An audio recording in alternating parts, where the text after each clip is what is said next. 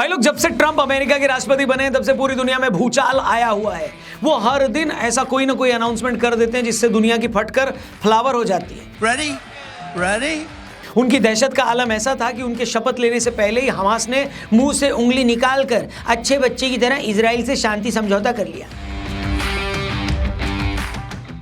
Ukraine के राष्ट्रपति Zelensky को तो ट्रंप ने सस्ता कॉमेडियन बोल डाला और यहां तक बोल दिया कि जेलेंस्की एक चुने हुए नेता नहीं है बल्कि तानाशाह। मगर ट्रंप चचा की बेरहमी यहां नहीं खत्म हुई।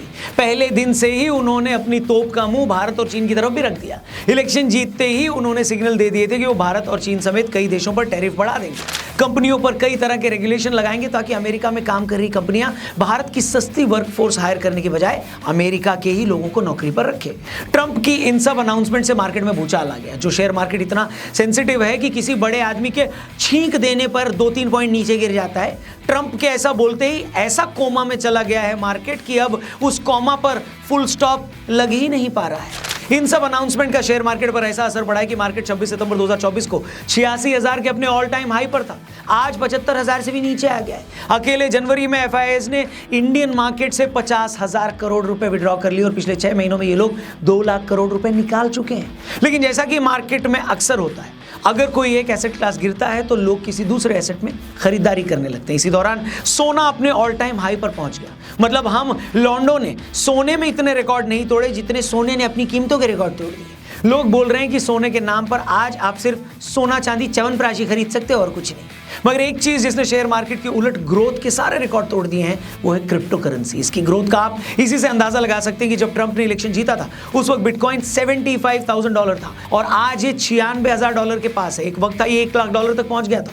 और ट्रंप की जिस तरह की पॉलिसीज है, इस बात की पूरी उम्मीद है कि हर तरह की क्रिप्टो करेंसी आने वाले दिनों में नई हाइट्स पर जाएगी। और इससे पहले कि मैं आज के मेन मुद्दे पर आऊं जिसे हमने अपने थंबनेल में भी दिया है, वो ये है कि क्या सच में भारत में ऐसे लोग मौजूद हैं जिन्हें पिछली अमेरिकी सरकारें मोदी सरकार को हटाने के लिए पैसे देती थी, और अगर देती थी तो वो कौन से लोग थे जो ये पैसा ले रहे थे। इससे पहले कि मैं इस मैटर पर आऊं, आपको बता दूं कि अगर आप भी मौजूदा टाइम में क्रिप्टो में इन्वेस्ट करना चाह रहे हैं और आपको समझ में नहीं आ रहा है कि किस प्लेटफॉर्म पर जाकर इन्वेस्ट करना है, तो ये इंपॉर्टेंट चीज आपके लिए ध्यान से सुनिए। इंडिया के one of the biggest crypto exchange coin switch के साथ आज ही शुरू कर सकते हैं आप अपनी जर्नी। और अब आप यहां क्रिप्टो फ्यूचर्स में ट्रेड भी कर सकते हो, जहां आपको मिलती है लोएस्ट फीस, 350 प्लस कॉन्ट्रैक्ट्स और अप टू 25x लेवरेज। मतलब अगर आपके पास 1,000 रुपए है ट्रेड करने के लिए, so you can trade with 25,000 rupees. Plus अगर आप फ्यूचर्स ट्रेडिंग में नए हो तो पहले 15 दिन के लिए मिलता है 100% फी रिबेट। मतलब आप अपने फीस को सेव करोगे। Coin switch financial intelligence unit of India से रिकॉग्नाइज्ड है और 2 करोड़ से ज्यादा यूजर्स ने इस प्लेटफॉर्म पर अपना ट्रस्ट दिखाया है। और सबसे अमेजिंग बात, कॉइन स्विच अब दे रहा है 1% कैशबैक और पहले 30 दिन के लिए 0 ट्रेडिंग फीस। कॉइन स्विच पर प्रूफ ऑफ रिजर्व भी मेंटेन किया जाता है। यहाँ क्रिप्टो में टोटल कस्टमर होल्डिंग्स जो है वो अमेजिंग है, 1952.81 करोड़।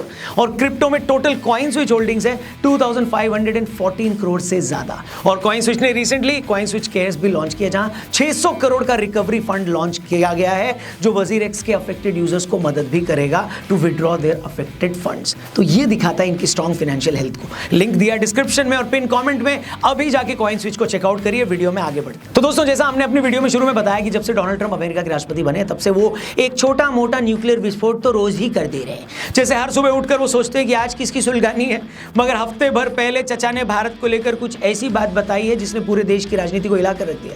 ट्रंप ने खुलासा किया है कि बाइडेन सरकार ने भारत में वोटिंग इंप्रूव करने के लिए $21 मिलियन यानी 182 करोड़ रुपए खर्च किए। ट्रंप चचा ने यह भी कहा है कि ऐसा लगता है कि यह पैसा नरेंद्र मोदी के अलावा किसी और को भारत का प्रधानमंत्री बनाने के लिए खर्च किया गया है। और इसी एक लाइन से सारा बवाल मचा हुआ है। लोग ये सवाल पूछ रहे हैं कि आखिर भारत में वो कौन है जिसे ये पैसा दिया गया और अमेरिकी सरकार भारत में वोटिंग इंप्रूव करने के लिए इतना पैसा क्यों देगी। इससे पहले कि हम इस मामले की डिटेल में जाएं, आपको बता दें कि पूरा मैटर है क्या। पहले तो ये समझिए कि अमेरिका में एक संस्था है जिसका नाम है United states agency for international development यानी यूएसएड। अमेरिका की एजेंसी दुनिया के कई देशों की एनजीओ, लोकल कम्युनिटी ग्रुप और प्राइवेट सेक्टर के साथ मिलकर वहां अलग अलग डेवलपमेंट कामों के लिए पैसा देती है।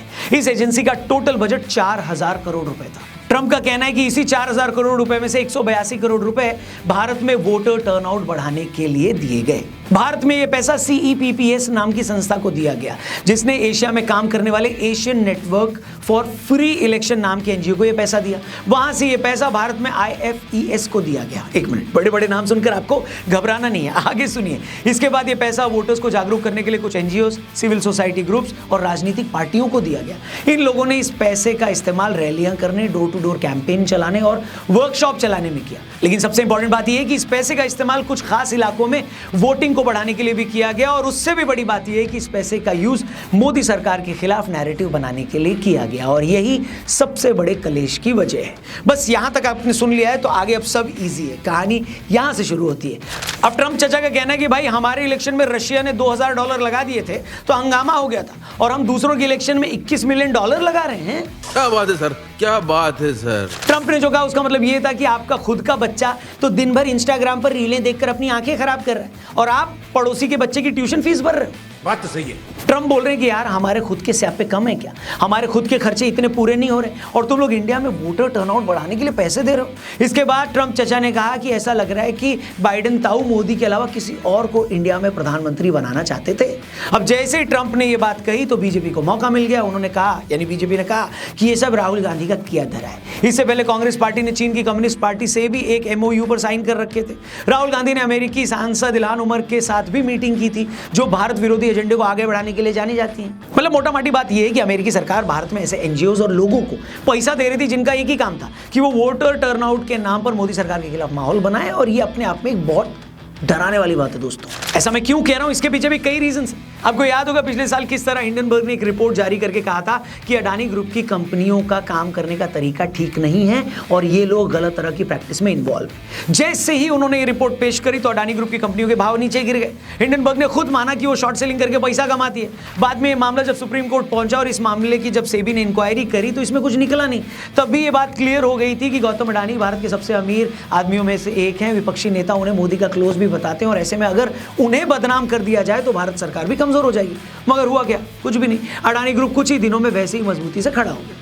अब एक और खबर देखिए, पिछले साल 5 अगस्त को बांग्लादेश में जब शेख हसीना की सरकार का तख्ता पलट हुआ तो भारत में बहुत सारे लोग खुशी के मारे मंकी डांस करने लगे। ये चोमू इस बात पर ताली बजा रही थी कि शेख हसीना तो एक डिक्टेटर थी और बहुत अच्छा हुआ जो उन्हें सत्ता से बाहर कर दिया गया। हमने तब भी बांग्लादेश पर बनाए अपने वीडियोस में बोला था, आपको याद होगा दोस्तों, कि इन चंपुओं को इतना खुश नहीं होना चाहिए। शेख हसीना के हटाए जाने पर ये खुश तो थे, मगर इनको ये सोचना चाहिए था कि शेख हसीना के जाने के बाद बांग्लादेश में रह रहे इतने सारे हिंदुओं का क्या होगा।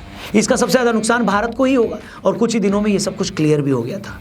अब इस मामले में सबसे बड़ा खुलासा तब हुआ जब बांग्लादेश न्यूज़पेपर ब्लिट्स के एडिटर सलाउद्दीन शोएब चौधरी ने एक टीवी डिबेट में यह क्लेम किया कि कांग्रेस नेता राहुल गांधी लंदन में खालिदा जिया के भगोड़े बेटे तारिक रहमान से उन्होंने मीटिंग की थी। इसी तारिक रहमान ने शेख हसीना की सरकार को हटाने के लिए अमेरिका की खुफिया एजेंसी CIA और पाकिस्तान की खुफिया एजेंसी ISI के साथ मिलकर बड़ी साजिश की थी।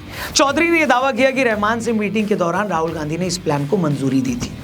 और जैसा कि मैंने पहले कहा, बांग्लादेश में शेख हसीना को हटाए जाने से लेकर हिंडनबर्ग की रिपोर्ट आने तक इन सारी घटनाओं में जितने कैरेक्टर हैं वो सब आपस में एक दूसरे को कैसे जानते हैं। अब क्या ये भी इत्तेफाक है कि जिन शेख हसीना को हटाए जाने के बाद जिन मोहम्मद यूनुस को बांग्लादेश की अंतरिम सरकार का चीफ बनाया गया वो भी अमेरिकी नेताओं के क्लोज रहे। वो अमेरिका जो एक टापू न दिए जाने से शेख हसीना से नाराज था, बताओ।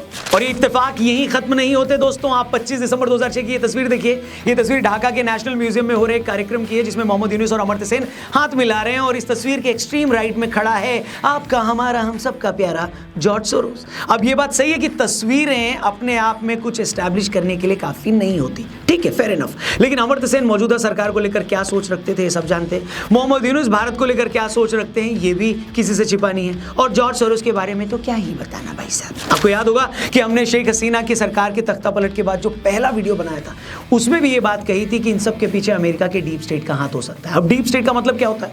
डीप स्टेट का मतलब यही होता है कि जब सरकार सीधे तौर पर किसी मैटर में इन्वॉल्व न होकर अपने प्रॉक्सीज का इस्तेमाल करके किसी दूसरे स्टेट को इन्फ्लुएंस करे। और ट्रंप ने यूएसएड के बारे में जो ताजा खुलासा किया है उसने तो एक बार में ही सारे डॉट्स को कनेक्ट कर दिया है। एक तरह से अब तक जिन बातों को हम कॉन्स्पिरेसी थियरी या इत्तेफाक मान रहे थे, ट्रंप ने इंडियन इलेक्शन के लिए जिस 182 करोड़ की फंडिंग की बात की है उसने दूध का दूध और पनीर का पनीर कर दिया है। इसलिए शेख हसीना के तख्ता पलट के बाद जब सलमान खुर्शीद जैसे नेता ये बोलते हैं कि भारत में भी ऐसा तख्ता पलट हो सकता है तो आप उसे हल्के में नहीं ले सकते। जब मणिशंकर अय्यर जैसा कोई नेता पाकिस्तान में कहता है कि मोदी को हटाने में हमारी मदद करें तो उसे भी आप मजाक में नहीं ले सकते। जब 26/11 जैसे हमले के बाद दिग्विजय सिंह जैसे नेता इसे पाकिस्तान की बजाय संघ की साजिश बताते हैं तो ये भी यूं ही कोई मुंह से निकली बात नहीं होती है। और जब सैम पिट्रोडा जैसे सीनियर कांग्रेसी नेता सर्जिकल स्ट्राइक के बाद अपनी सरकार से सबूत मांगते हैं तो ये भी कोई इत्तेफाक नहीं होता। अब इससे ज्यादा और मैं क्या ही बताऊं, क्या ही समझाऊं। अमेरिका की कोई संस्था अगर भारत में वोटिंग बढ़ाने के लिए 182 करोड़ रुपए दे रही है तो ये पैसा किसको मिल रहा है, क्यों मिल रहा है और किस काम के लिए मिल रहा है, ये समझना कोई मुश्किल काम नहीं है। बाकी आपकी इस मामले पर क्या राय है, कमेंट बॉक्स खुला हुआ है, बिंदास कमेंट करके बताना। वीडियो पसंद आए तो इसे अपने दोस्तों तक भी जरूर पहुंचाना। और हाँ, डिस्क्रिप्शन और पिन कमेंट में दिए गए लिंक पर क्लिक करके कॉइन स्विच को जरूर चेकआउट करना। आज ही शुरू कीजिए आपकी इन्वेस्टमेंट जर्नी कॉइन स्विच के साथ। Crypto products and NFTs are unregulated and can be highly risky. There may be no regulatory recourse for any loss from such transactions. Thank you for watching. Channel subscribe करके जाना। जल्दी मिलते हैं। जय हिंद, वंदे मातरम।